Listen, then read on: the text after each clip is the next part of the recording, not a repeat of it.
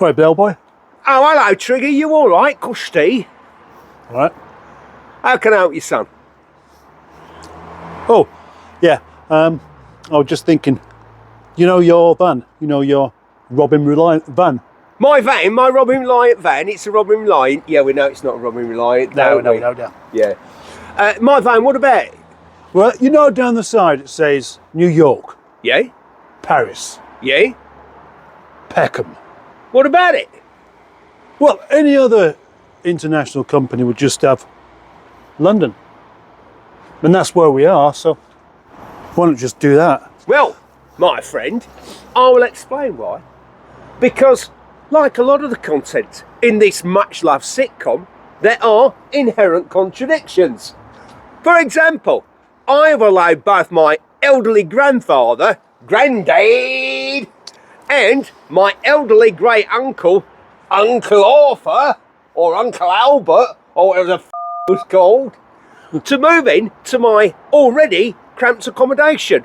And most British people would rather eat their own face than do that. I don't follow. Custy.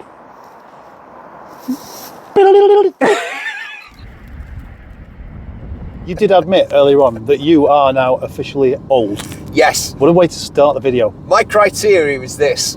You're a kid till you're 20. You're young between 20 and 40. You are middle-aged between 40 and 60. From 60 to 80 you are old, and over 80 you are elderly. Now obviously it's different for cars. I thought you were going to say women then.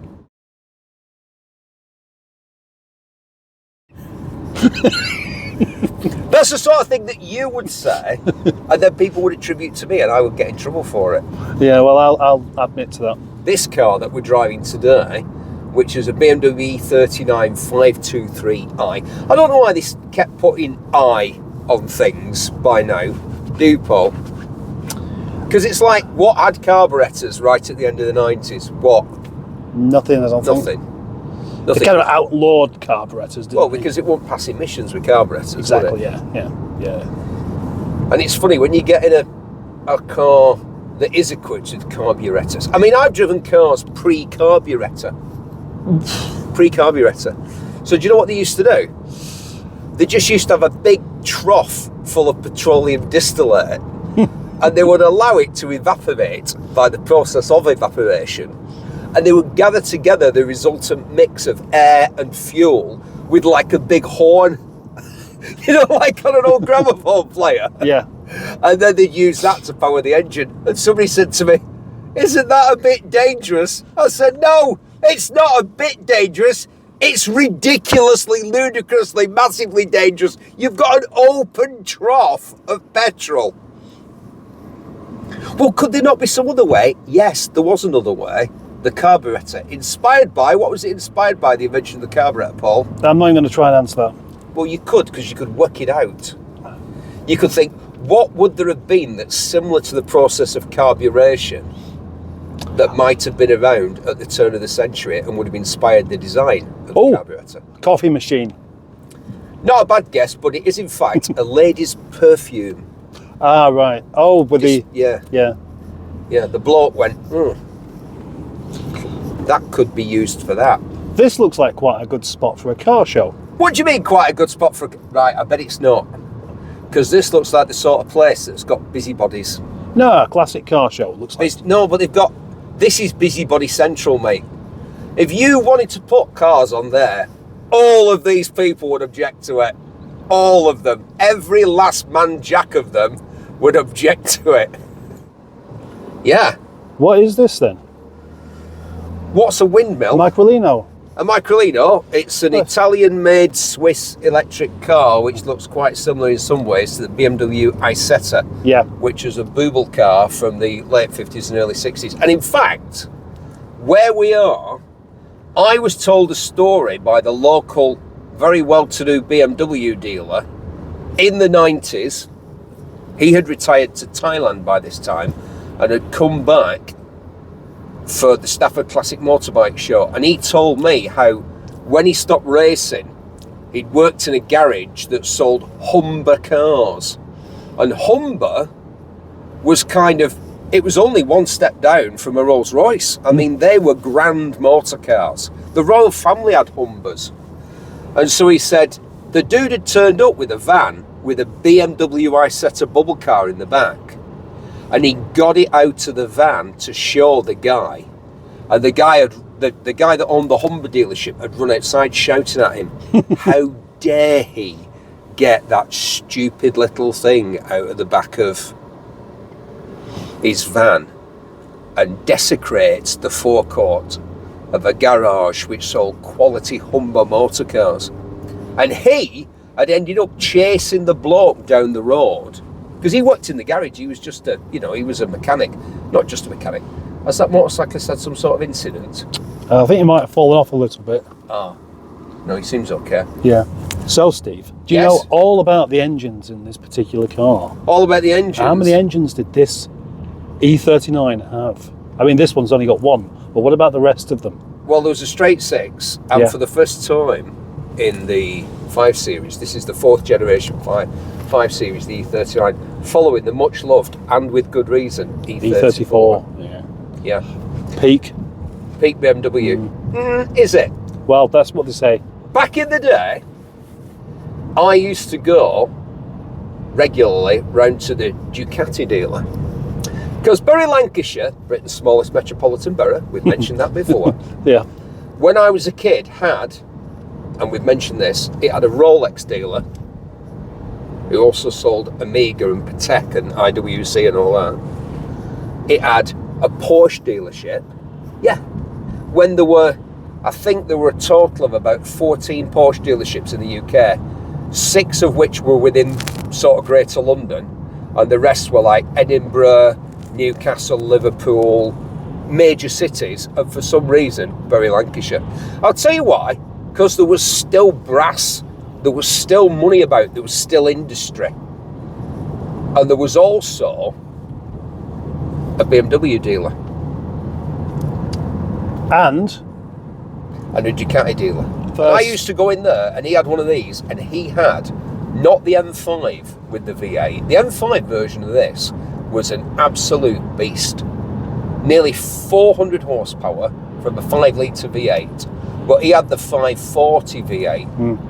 Right, and he used to say, best car in the world, that best car. Honestly, he used to talk more about the car. I mean, he knew everything about Ducati motorcycles and Italian motorcycles in general. And he's the last person, my mate, the last person in the world to win a major championship on a motor gutsy motorcycle. He won, I think it was the 1978 British Formula One motorbike championship on a motor gutsy. But he couldn't stop talking about the 540 version of the E39 that he has. Now this is a bit down the food chain from that. This is the 523 with the inline 6-cylinder engine. A bit of a step up from the E34 in terms of the spec. I'll tell you what, Paul. You know, we were in that Ford Scorpio and we were saying how good the ride was. Yeah. How good's the ride in this? It's absolutely perfect, isn't it? It had all sorts of things as standard out. The aircon as standard, the E39. It had traction control and ABS as standard. It was the first car, I think the first production car in the world to have curtain airbags as standard, as well as the sort of, so ones in the roof lining here. How many airbags have we got then, do you reckon? How many would you like, Paul? Well, I prefer not to have any myself.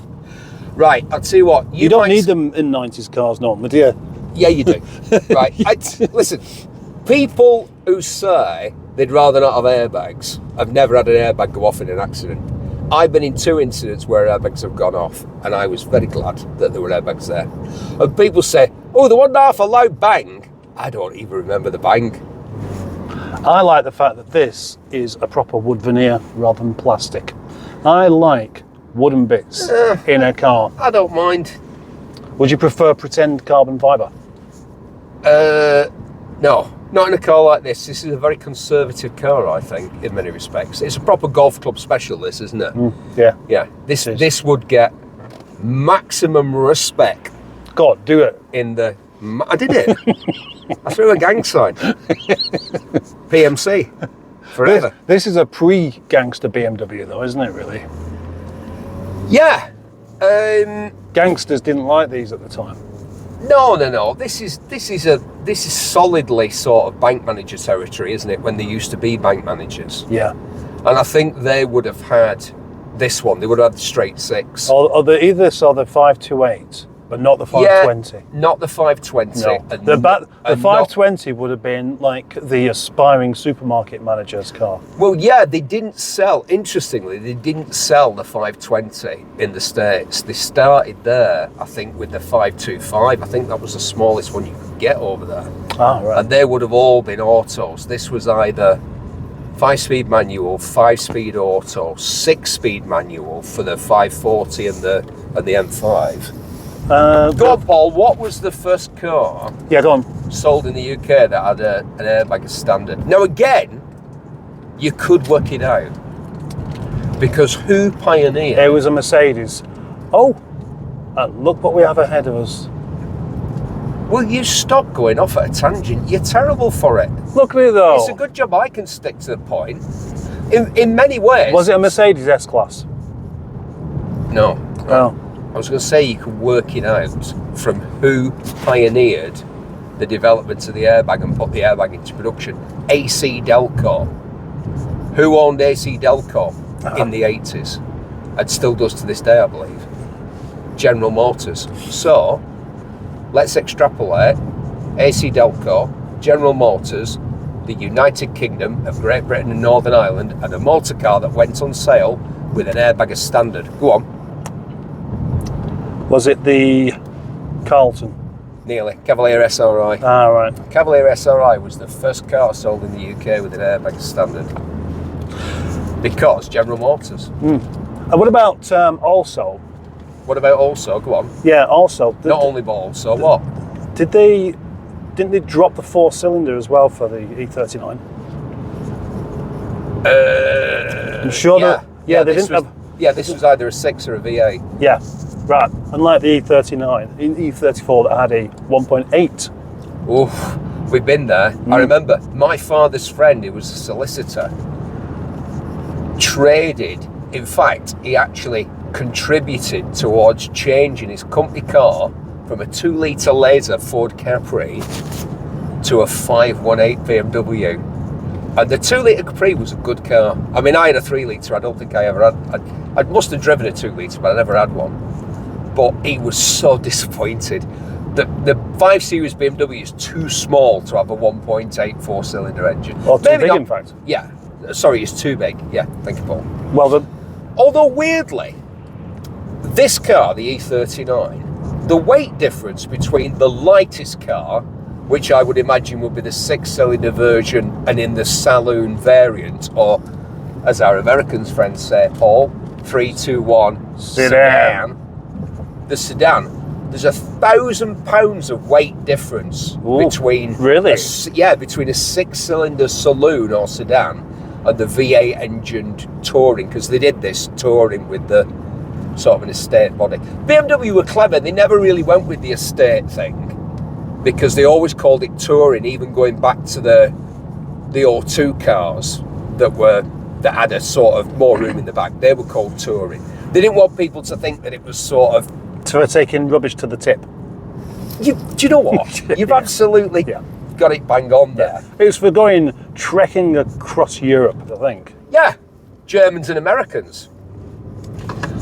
Do you like this incredibly Teutonic, orderly, unfussy, non-decorative design of all the sort of switches and buttons and doodads that we've got here? And I'll tell you what I've always liked about the BMW is that particular thing on the dashboard that tells you a live readout of how many miles per gallon you're managing at the time. I don't think that the people that bought one of these would have been that bothered about that, Paul. Why did they keep putting it in then? Because you know what, they wouldn't have been. There must have been, oh, I need to know how many miles per gallon I'm doing right now. So Steve. Yes? Who would have drive a car like this? Well, Paul, in the words of Lloyd Grossman, I say to you, let's look at the evidence. And I'll tell you who would have driven one of these, a BMW E39. In fact, there's a bit of a clue because the one that he drove was the top of the tree, the 4.9 litre, almost 400 horsepower, M5 version. And that person was the man who should have been James Bond.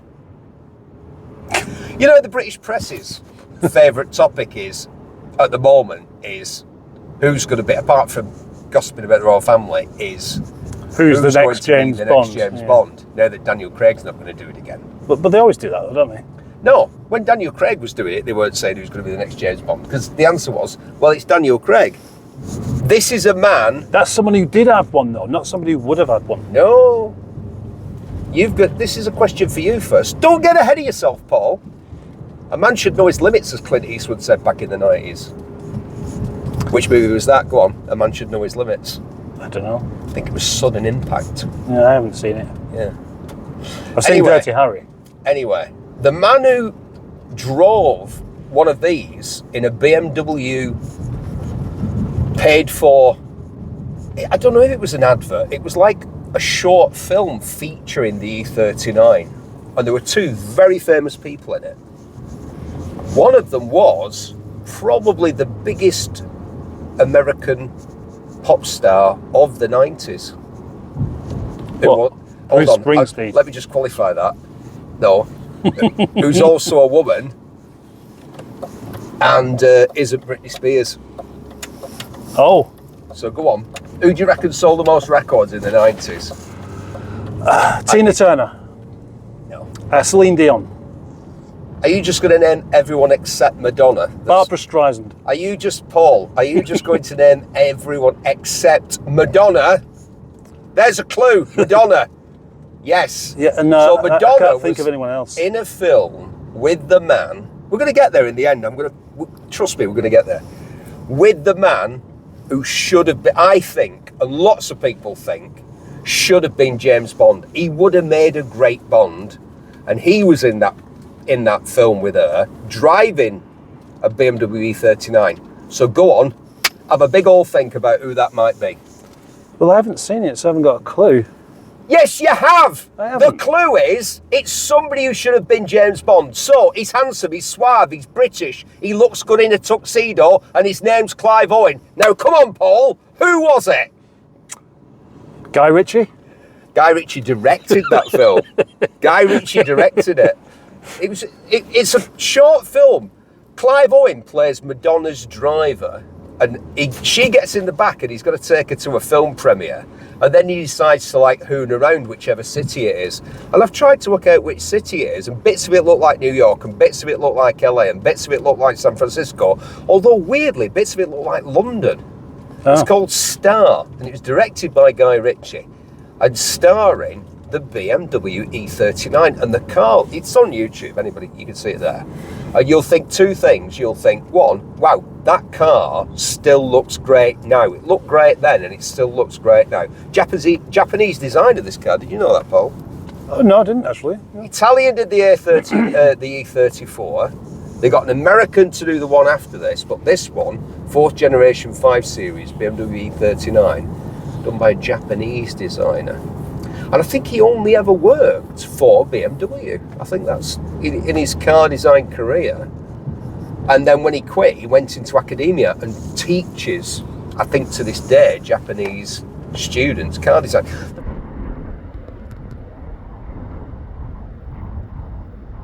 So as you know, I hobnob with Sir Peter of Stevens. Yes, you know, you Ian Callum and people like. I mean, amongst the most famous car designers. In other words, I've met them more than twice. You might have mentioned so it. I'm now actually considering them to be friends. Yeah. So whereas for them, you might be that person that they see you ringing up. They just go, Steve who? No, but like Dave said, it's a bit weird that you can get a degree in car design and all that, because they don't really need that many car designers, you know what I mean? It's like there's like all these students constantly being churned out. My missus is a feature film editor, and she said they've asked her to go back and talk to the students at the university that she graduated from.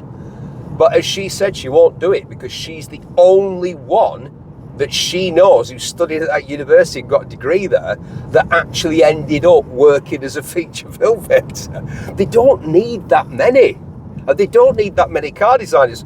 Once you've got Peter Horbury, Peter Stevens, Ian Callum, Jerry McGovern. Yeah, the job's done.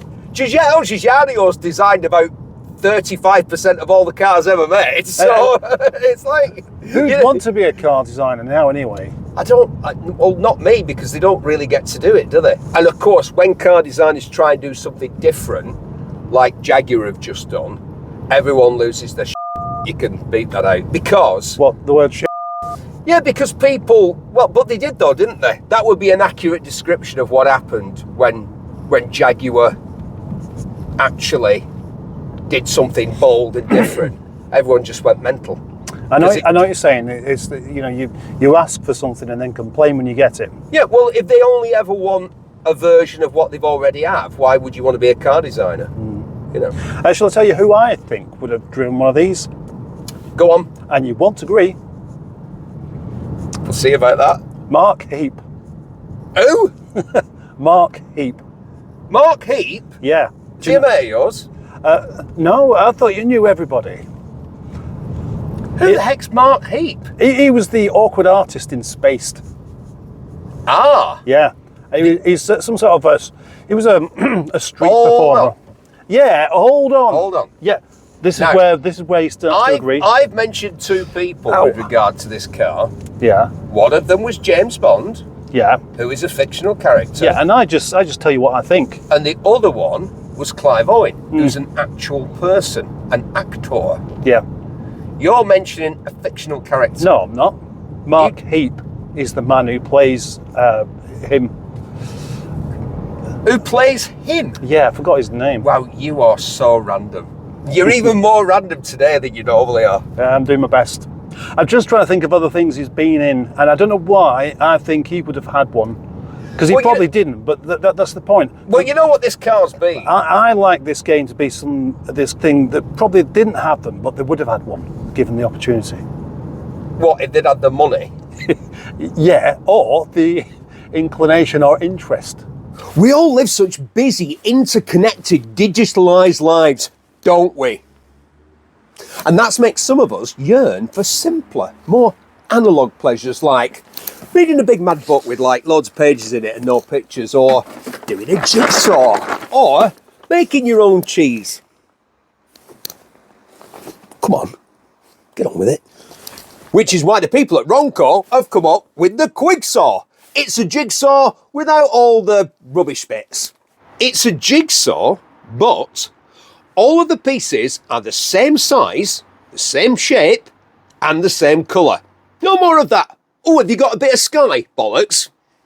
For the really stupid, the finished version is on the back of the box. And if you're lazy and stupid, we've got a version where all the pieces are glued together. You don't have to do anything except pay for it. The Quigsaw. Only from Ronco. Now back to the car.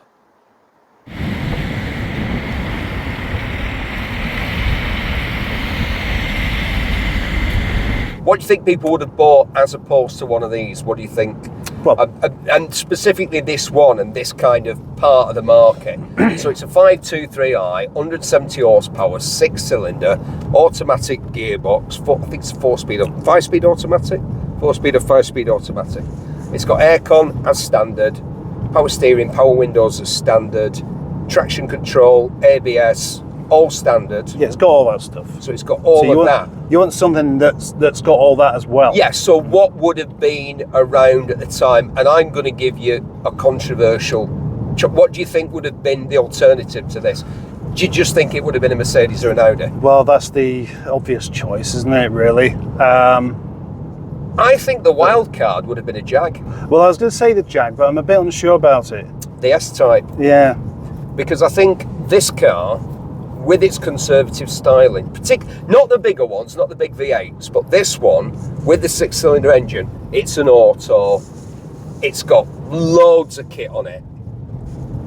It's incredibly smooth, isn't it? It's just such a smooth car. It's not that powerful, but...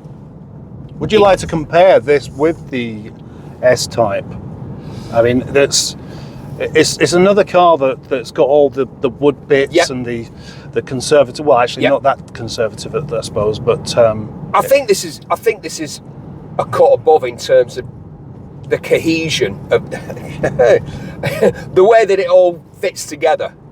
There's nothing awkward looking anywhere, is there? No, and the engine and the gearbox complement the style of the car. It's a very relaxed car to drive. BMW have gone over to rack and pinion steering on these 6-cylinder cars for the E39, the 4th generation of the 5 Series. What do you mean? What did they have before that? Recirculating ball, which, get this, they kept on the M5 and the 540. They kept recirculating ball on that, but went to rack and pinion on the 6-cylinder cars. They also used a lot of aluminium in the suspension design and construction, and they're trying to take weight out of the car. It's a heavy car, but it's got a feeling of quality. So it should. Everything about it. Yeah. Yeah. Well, I mean, the way that these buttons work, the buttons in a Ford don't work like the buttons in this BMW work. And look at this wheel. Look how well laid out it is. Look how good it is, the design. Look how little 90,000 miles and 25 years of use of wear has put on the interior of this car. You can barely tell it's been used. BMW, we've said this. The generation before, we've said the E34, the E32. That was peak BMW. But, really? I think they were still absolutely at the top of the game with this car. And the funny thing is, these cars do not fetch a premium price now in the market. This one would. It's in particularly good condition. It's absolutely incredible. It's not mint, but it's getting there, and I'm sure it will be when the lad that owns it is done with it. But they don't fetch the money they should.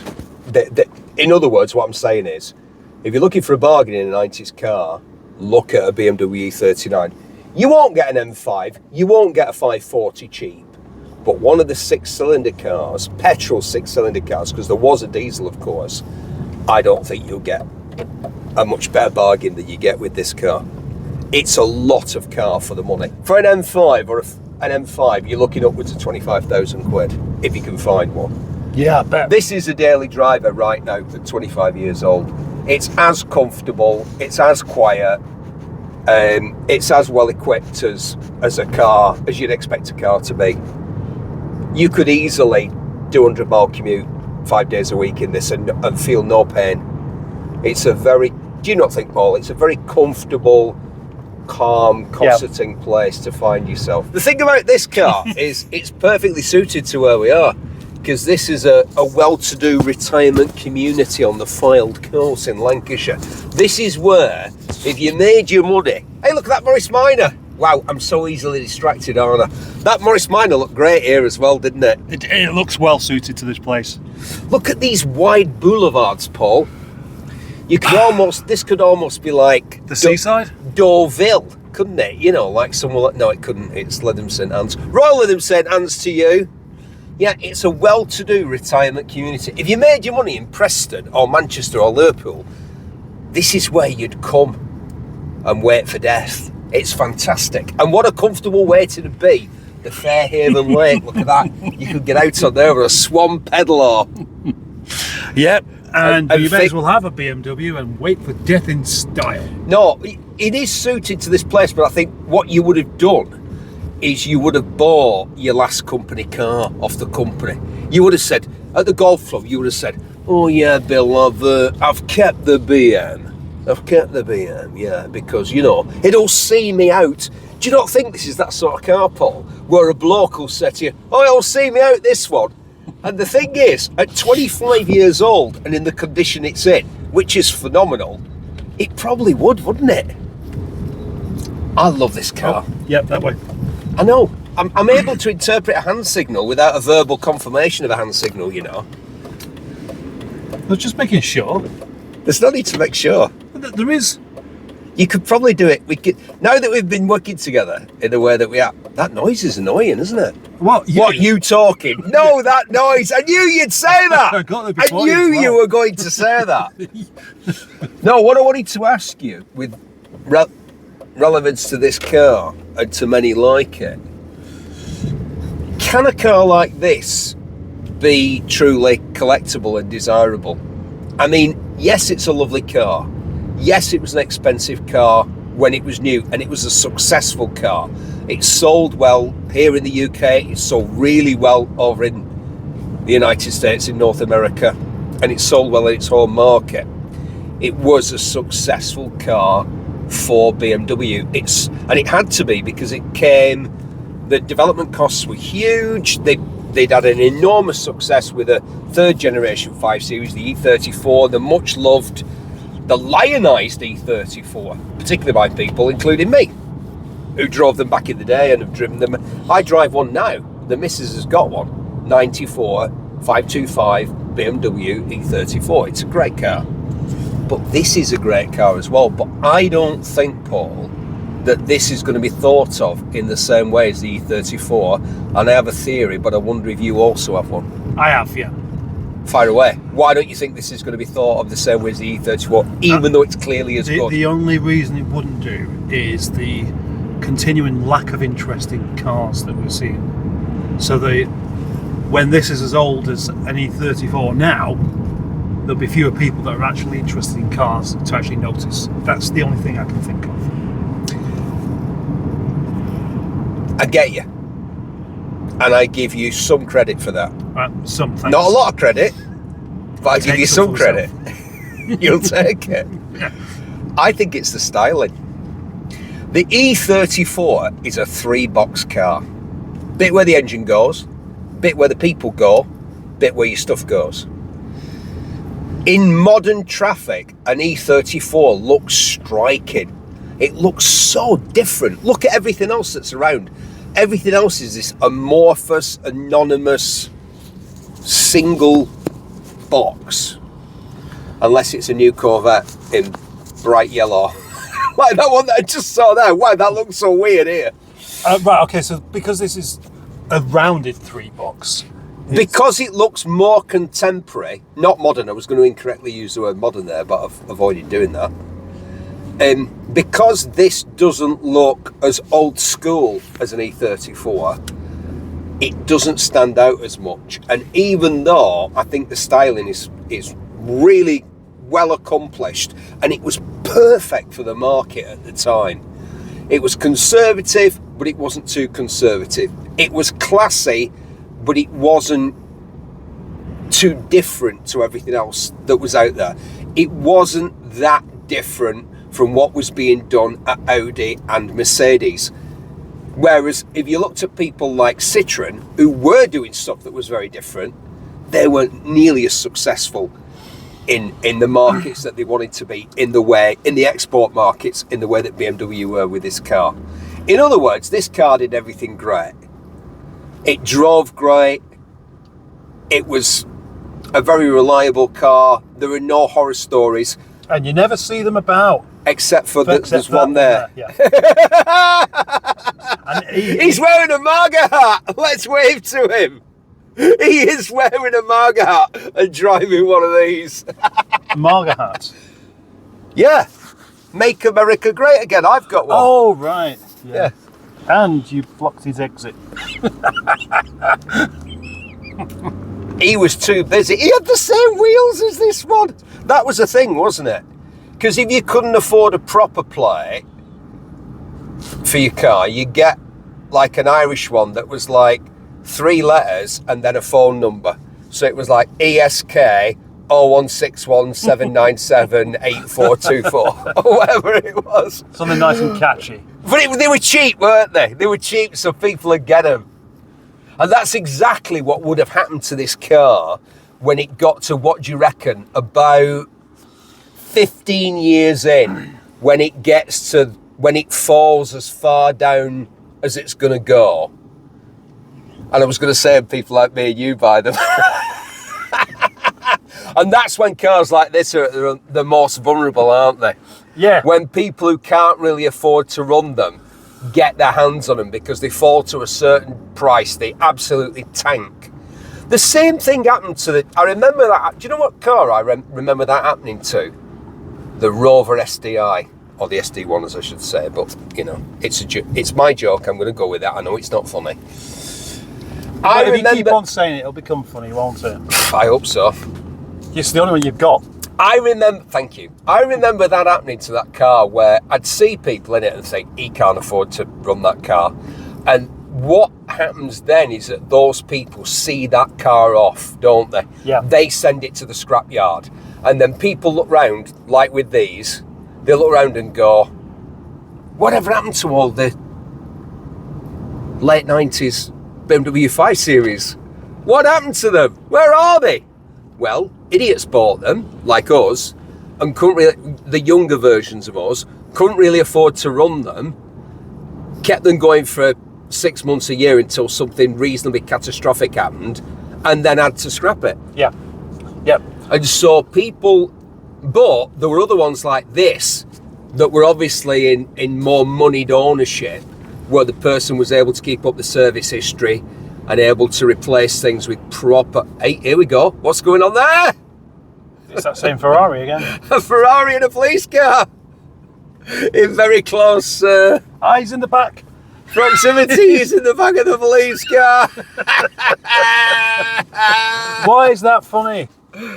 Because, as Stephen Patrick Morrissey once said, we hate it when our friends become successful. Yeah, but you don't get pulled over by the police and bunged in the back of their car for being successful. Well, has he got a front number plate? Because that's the favourite one with modern Ferraris and Lambos and stuff like that, isn't it? No number plate. Their mates have told them that it's only a £40 fine if you get stopped for not having a front number plate. You don't get bunged in the back of the police car though, do you? Unless something else is going on. Like you've got no insurance or you were genuinely driving like a tool. It's amazing how many people drive around in cars like that with no insurance, no license. It's ridiculous. Well, they can't afford it once they've got the car, can they? A bit like what you're saying about these and the SD1. You know, you spend all your money just putting fuel in it because they're heavy on fuel, that you can't afford to get a tyre sorted on it or get the oil leak mended. Yeah, and so that's why they appear to be everywhere at one point, because when the younger versions of us had a car like this, it was our daily and we drove it all the time. So you'd see these cars everywhere, and then that time where they get sent off to the scrapyard. The other thing about cars like this, scrappage, the scrappage scheme. Yeah. It was a 7 Series, a late 97 Series. Somebody of my acquaintance put it in for scrappage, and it was a one-owner car.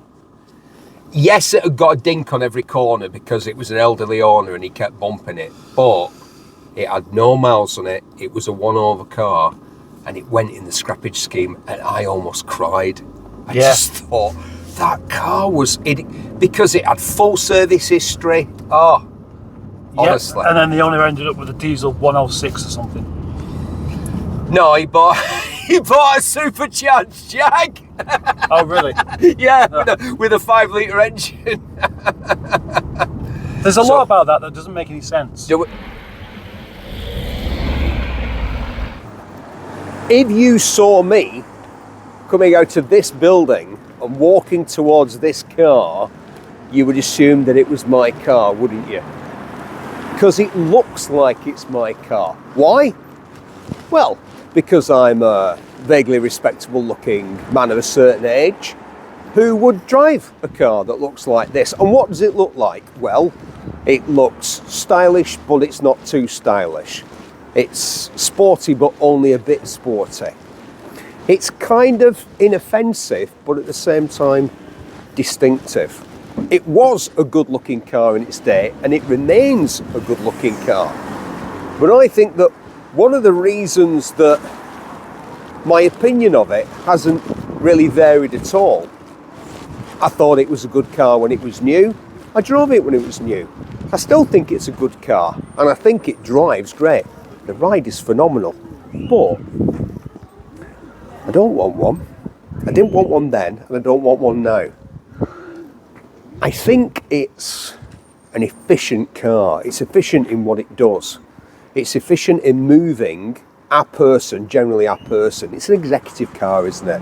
It's an upper middle management mover. The ultimate driving machine, as they said back in the day, with its 6-cylinder engine. Very BMW, that 6-cylinder engine. I mean, we think BMW, we think 6 cylinders. Yes, the M5 had a V8 for the first time in this, the 4th generation of the E39. But when I think BMW, I think 6-cylinder. The kidney grille and the distinctive BMW badge, a white propeller against the blue sky. These badges deteriorate, don't they? Why is it that they could perfect paint on metal, and yet paint on plastic was always a problem? If you look at a car of this era, the badges on the front, the back, the sides, and the ones on the alloy wheels have all deteriorated. Fortunately, the Chinese have seen fit to reproduce them for next to nothing, which is handy. Whereas if you get them from BMW or Mercedes or whoever, it's absolute fortune. So like me, you think about getting the official BMW ones, and then you realise that the Chinese replicas, which are almost as good, are not half the price, not a third, but like a tenth of the price. So you buy them. Yeah, they take 8 weeks to arrive. But so what? Look at the condition of the bodywork. Look at the condition of the paintwork. I'm back on my hobby horse, banging on about build quality. But when it's as obvious and as apparent as it is in the shape of this car, which has had a working life, 90,000 miles and 25 years. It's no garage queen. What is a garage queen? And why is he saying garage? Is he French? It's garage. You don't say, oh yes, I put together that tune on Garage Band. Look at that. 2 bags of golf clubs in there, no problem whatsoever. And look at the condition of that boot carpet. But there's more. Come here, condition porn addict types, and have a look at this loveliness. Look at that. Wow. 25 years of use. Like 90,000 miles. It looks like new. Have a look at here. Let me just push that in without breaking it. Look at that. It looks like nobody's ever been in there. 6 CD changes.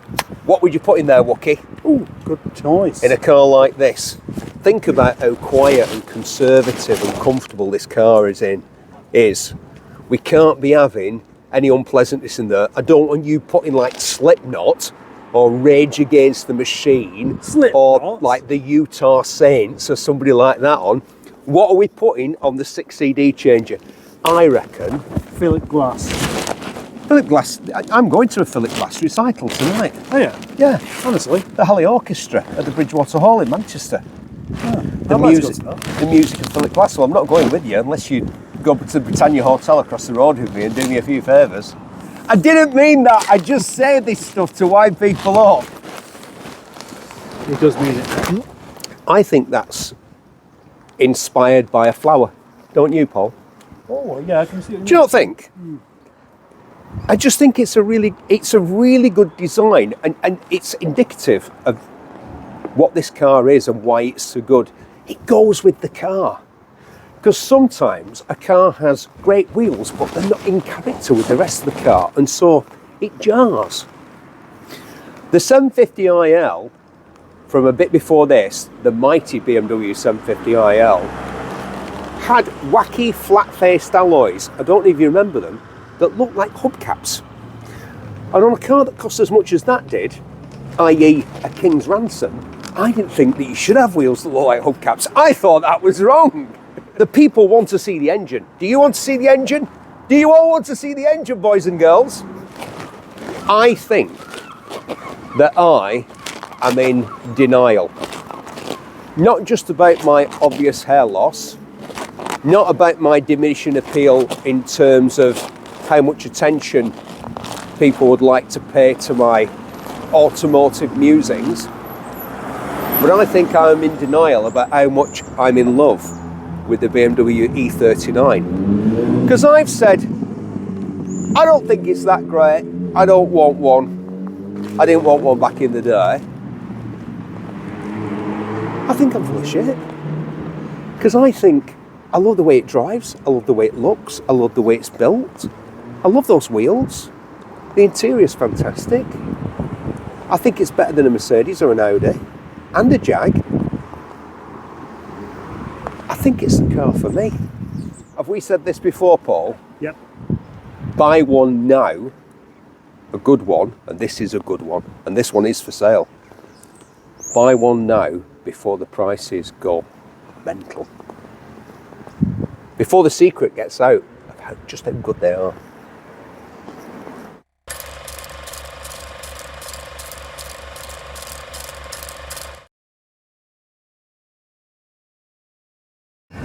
I like that thing over there that looks like a ship, but isn't a ship. I went to a bloke's house once to interview him, and his house had been built by a retired sea captain. And so it was like all the bits of a ship that aren't the ship bit. You know, like the building that's on top of a ship, where you stand in and you shout down that pipe thing. You go, shout down the pipe? Yeah, you go, release the torpedoes, or whatever it is. You had one of down those? that pipe. And then you send a message. They're great. My mother worked at Affleck and Brown's in Manchester in the 50s, and they had one of them. You know those things where you put a message in a tube and it just goes whoosh? A microlino! Yeah, absolutely. There are 7.5 million people within 1 hour's travelling distance of Manchester. So if we can't root out a supply of intriguing, interesting and entertaining 90s cars with that many people to go at. I see 90s cars now all the time. Yep. But because there's still a few about. Well, no, I was going to say... Every time you see me, you see one. Well, the problem is they're generally abandoned. Oh, right. In some way. I'm amazed how few of them are still on the road. And we were talking about this, and it's relevant to what we do, because I think it's doing two things. One, it's making them even more distinctive, because obviously 90s cars look different. It's nice and warm. It is nice and warm. Let's warm our hands. Well, I can only warm one. Yeah, you can only warm one at a time. It's only 170 brake horsepower, but driving it, and I've been criticised for not driving these cars as quickly as some people would like me to. But these cars belong to people. If you look at the stuff from back in the day, with me driving cars that belonged to faceless multinational corporations, I gave it death. But we know the man who owns this car, and he's a really lovely man. He just bought us nice cannoli biscuits. Are they biscuits, cannolis, Paul, or are they cakes? Cakes. They've definitely got a cooked twice crispy bit. Yeah? Yep. I think they're biscuits. I think the cakes. I think they're like a hazelnut cannoli is like a fancy bourbon biscuit, isn't it? Do you not think? It's a cake.